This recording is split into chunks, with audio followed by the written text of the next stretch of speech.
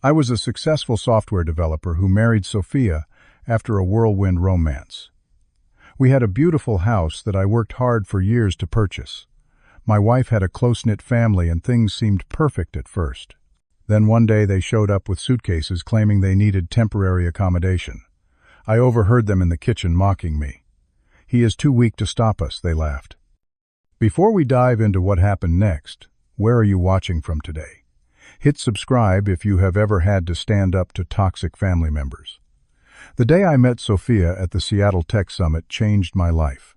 I was 32, a self-made software developer who had climbed my way up from nothing. Growing up in foster care had taught me self-reliance, but it also left me with a deep longing for family connection and stability. When Sophia approached my booth with questions about cloud security solutions, her warm smile and genuine interest captivated me immediately. She was brilliant, funny, and family-oriented in a way that filled the void I had carried since childhood. Our conversations flowed effortlessly, and soon we were dating. Unlike previous relationships, everything with Sophia felt right. Her stories about Sunday dinners with her parents and brother made me envious but hopeful that I might experience that closeness one day. 8 months later, we were married in a small ceremony.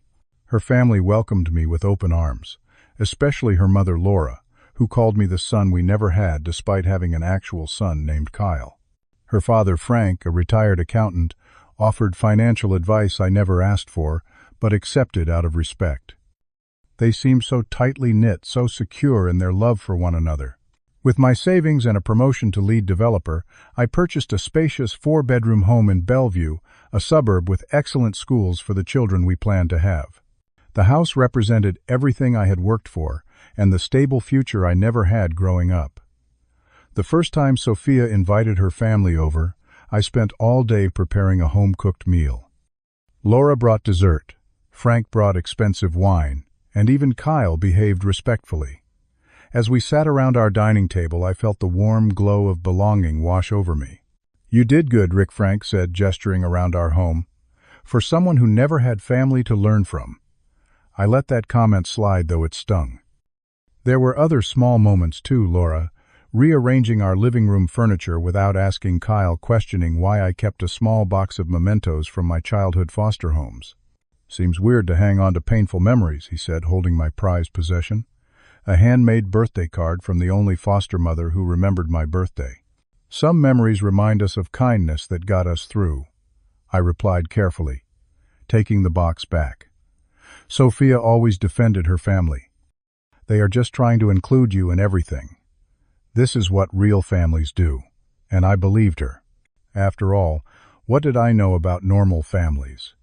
Maybe this was what belonging felt like: accommodation, compromise, and occasional discomfort for the greater good. I was finally part of something bigger than myself, and that was worth any small boundary issues. I convinced myself that the looks they exchanged when I mentioned my work trips, or the whispered conversations that stopped when I entered rooms, were just my own insecurities. For the first time in my life, I had a family of my own, and I was not about to jeopardize that by being oversensitive. The invasion began with a midnight phone call that jolted both Sophia and me from sleep. The panic in her voice as she spoke to her mother instantly put me on alert. "Of course you can come stay with us," she said, already getting out of bed. "How much water damage?" "Oh my God, that sounds terrible." When I asked what happened, Sophia explained that a pipe had burst in her parents' house, flooding the entire first floor. They needed a place to stay while repairs were done just for a week or two. Of course, I agreed. What kind of person would refuse shelter to family in crisis? 3 hours later, at nearly 4 in the morning, Frank, Laura, and Kyle arrived, not with overnight bags, but with enough luggage for a month-long European vacation. 6 suitcases, 3 duffel bags, and boxes of personal items. I helped carry everything inside, trying to ignore the knot forming in my stomach. "We will take the master bedroom," Laura announced, already heading upstairs with her bags. "Mom, that is our room," Sophia started, but Frank cut her off. "Your mother needs her special mattress for her back, honey. You know that. Rick will not mind sleeping elsewhere for a few days." "Right, son."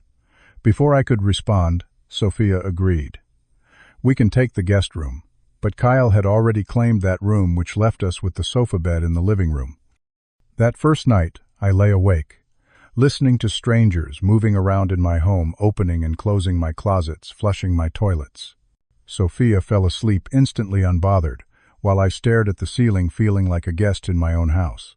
The next morning I came downstairs to find Laura emptying my kitchen cabinets, rearranging everything according to her system.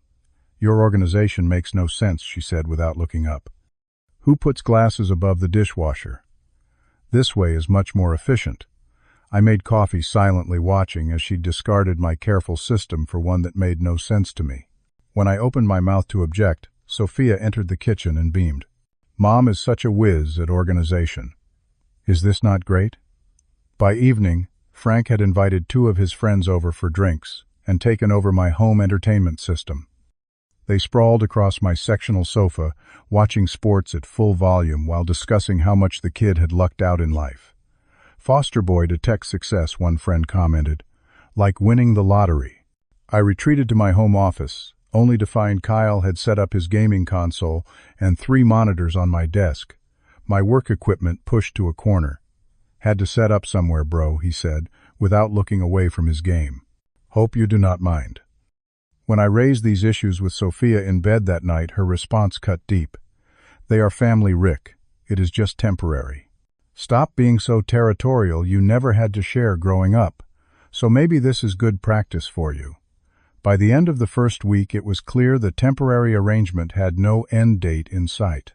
No repairs had started on their house. No contractor had been called. When I gently inquired, Frank waved his hand dismissively. "Insurance companies, am I right? Bunch of crooks taking their sweet time."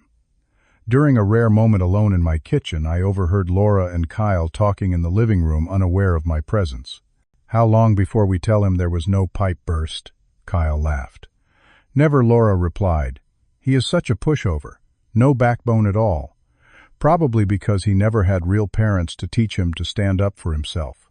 I froze coffee mug halfway to my lips, heart pounding. When I confronted Sophia that evening, her eyes filled with tears. "You are always looking for reasons to reject my family," she cried.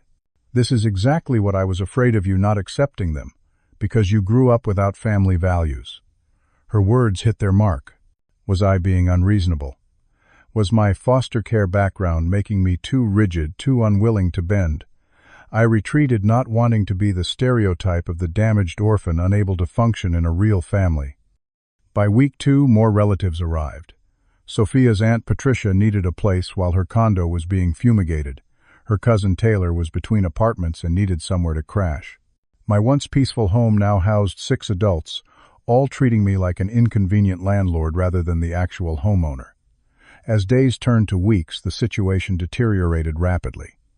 My home office had been completely commandeered by Kyle and his friends, forcing me to work from coffee shops around the city. My boss had noticed my decreasing productivity and scheduled a meeting to discuss my commitment issues. "I am dealing with some family matters," I explained vaguely during our video call from a noisy Starbucks. "Family matters should not impact deliverables, Rick," he replied coolly. "Figure it out before it affects your position here." The irony was not lost on me. The family I had always wanted was now threatening the career I had built from nothing. At home, things got worse.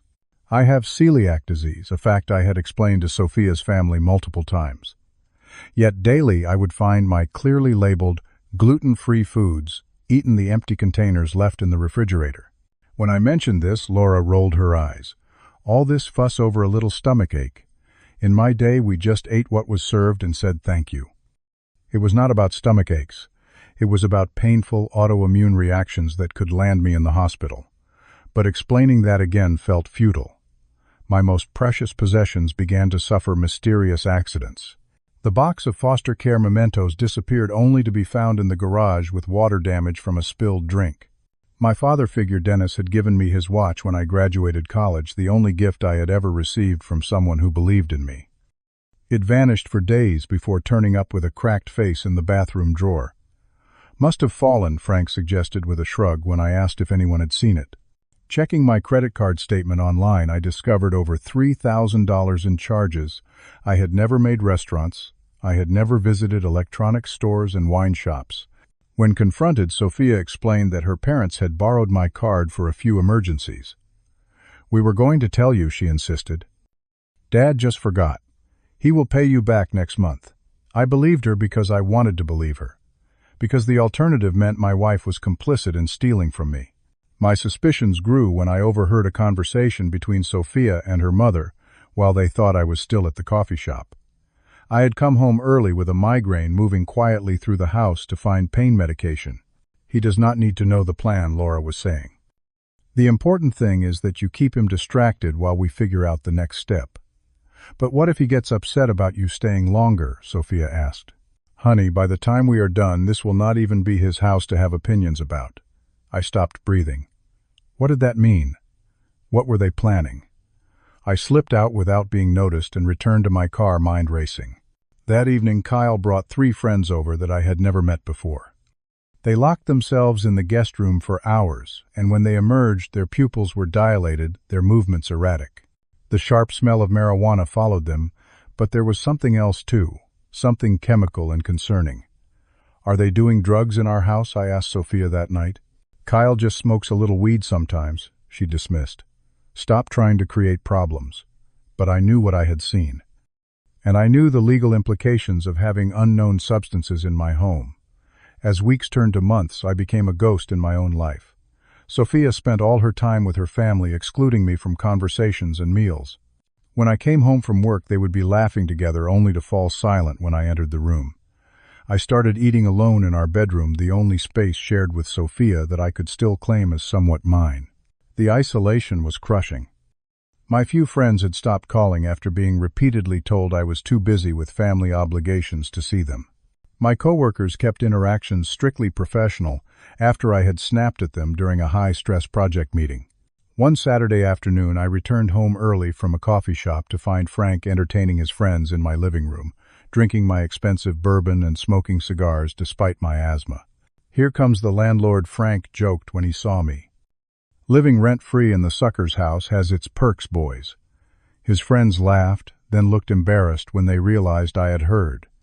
Frank seemed unconcerned, winking at me as if we shared some inside joke. That night, I tried again to establish boundaries with Sophia. "I think we need to set a timeline for your family moving out," I said gently. "It has been nearly 3 months. "Are you really that selfish?" she responded, eyes narrowing. "My father lost his job last month. My mother is dealing with anxiety. Kyle is finally getting his life together here. How can you even think of disrupting that?" This was news to me. Frank lost his job. He told me he was retired. "He is basically retired now," she backpedaled. "The point is they need us right now." But who was helping us? Our marriage had become a distant memory, our intimacy non-existent, our communication dishonest. I felt physically ill from the stress migraines that lasted for days, weight dropping from my already lean frame, panic attacks that left me gasping for air in bathroom stalls at work. The final straw came when I discovered someone had been accessing my personal computer. My banking passwords had been reset. My investment account showed login attempts from unknown devices. When I checked the security camera footage remotely, I saw Kyle sitting at my desk at 3 a.m, systematically trying to access my financial information. I had reached my breaking point. This was no longer about family dynamics or my own insecurities. This was criminal activity happening under my roof within my marriage against my life and livelihood. I came home early on a Tuesday afternoon, having told no one of my plans. My key turned in the lock of the home I had purchased with years of hard work and disciplined saving. As I stepped inside, voices drifted from the dining room, multiple voices engaged in animated discussion. "The property values in this neighborhood have increased 15% in just the year they have owned it," Frank was saying. "If we can convince him to sell now, the profit would set us all up nicely." I moved silently through my own home, heart hammering against my ribs. "But he would never agree to sell," Laura countered. "He loves this house." "That is where Sophia comes in," Frank replied confidently. A few tears about wanting to be closer to family, maybe a pregnancy scare to soften him up. I reached the dining room doorway. Around my table sat Frank, Laura, Kyle, and 3 other relatives who had joined the occupation of my home. Spread before them were property listings, financial documents, and what appeared to be a draft of a real estate listing for my house. When they noticed me, the room fell silent. Sophia emerged from the kitchen, face pale, when she saw me standing there. "Rick, you are home early," she stammered. "We were just discussing selling my house," I finished for her, my voice eerily calm even to my own ears. "Planning to use a fake pregnancy to manipulate me." Frank recovered first, his salesman smile sliding into place. "Now, son, you are misunderstanding." "Am I?" I turned to Sophia. "Is this what it has all been about? Was any of it real?" Her eyes filled with tears, those same tears that had manipulated me countless times before.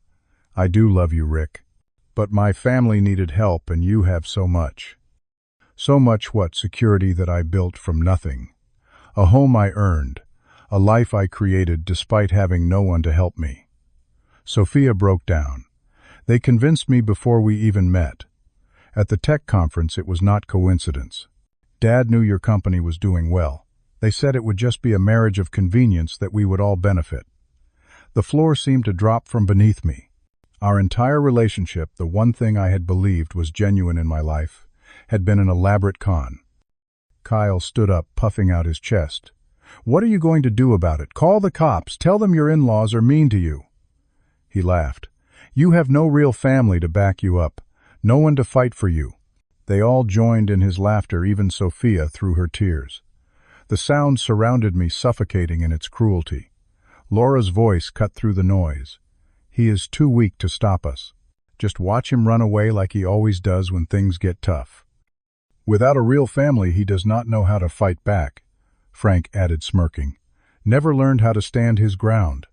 I looked at each face around the table, these people who had invaded not just my home but my life and heart. Finally, my eyes landed on Sophia, who watched me with a mixture of guilt and calculation. In that moment, something crystallized within me. A lifetime of abandonment and loss had taught me to survive, to persist, to overcome.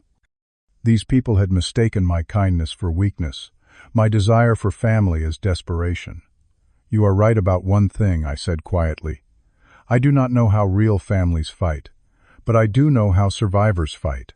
I walked upstairs to our bedroom, my bedroom, and packed a small bag with essentials. When I came back down, they were still there, watching me with amused expressions. "Running away, just like we said," Kyle taunted. I looked directly at Sophia as I headed for the door. "You will hear from me in exactly 72 hours. Not before, not after."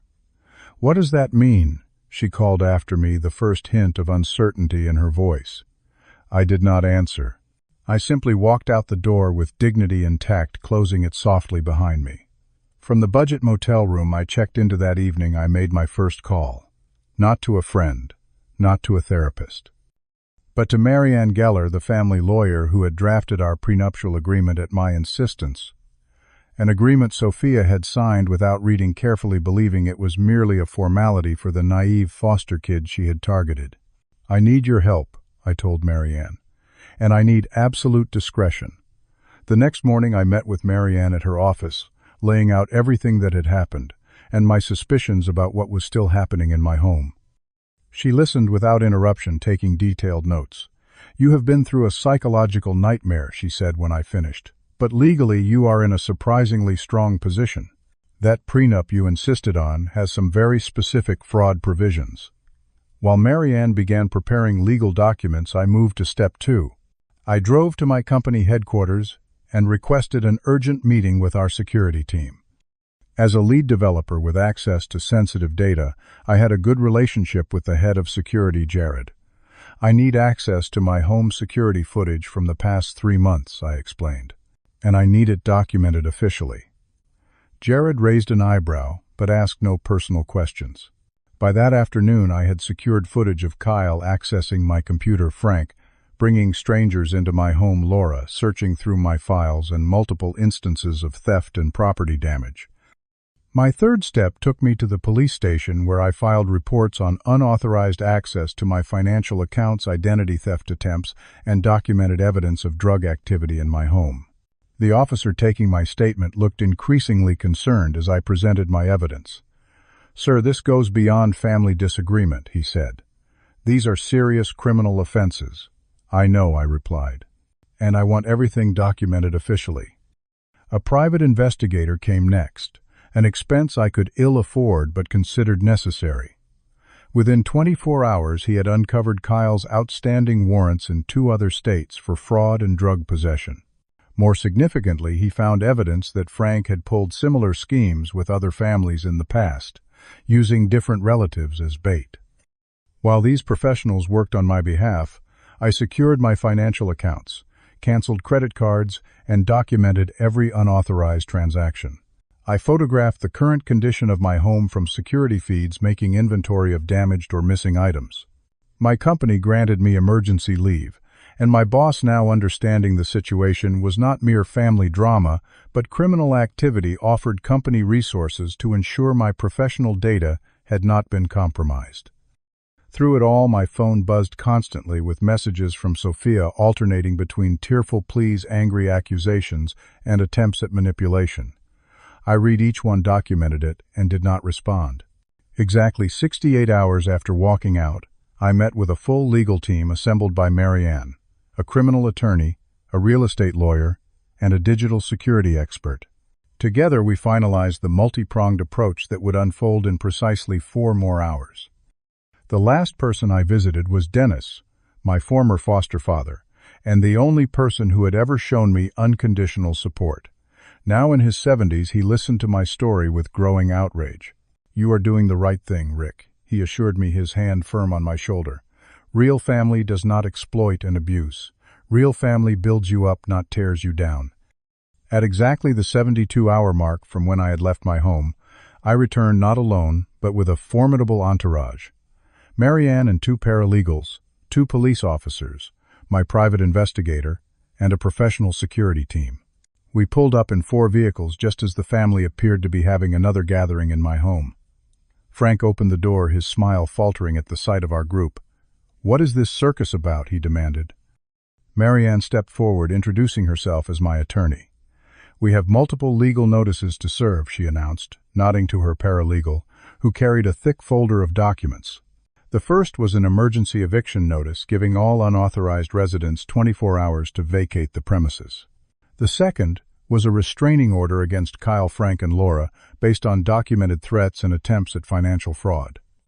The third was a notice of criminal charges being filed for identity theft, credit card fraud, and destruction of property. The fourth was notification of my petition for divorce, citing fraud as grounds.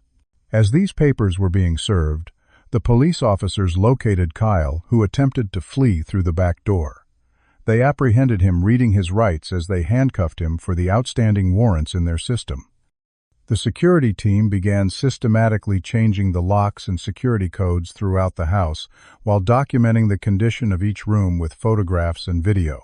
Throughout this carefully orchestrated process, phones began ringing throughout the house. Frank's phone buzzed with calls from the bank investigating fraud alerts. Laura received calls from a bail bondsman about Kyle. Sophia's phone chimed with notifications of frozen joint accounts and credit card suspensions. "You cannot do this to us," Laura shrieked her carefully, maintained facade crumbling. "We are family." I looked at her calmly. Family does not steal from each other.